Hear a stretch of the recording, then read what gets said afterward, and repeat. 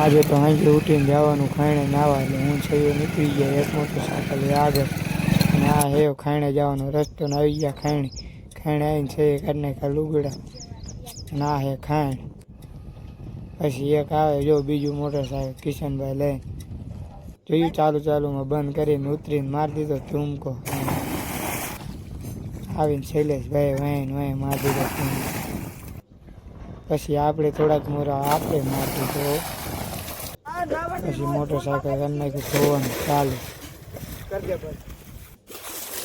પછી કરી નાખ્યું પાણી નાખીને સાફ કરવાનું ચાલુ. પાછું આવી ગયા ઘરે જવાનું આપણે નવો બાબો ગયો.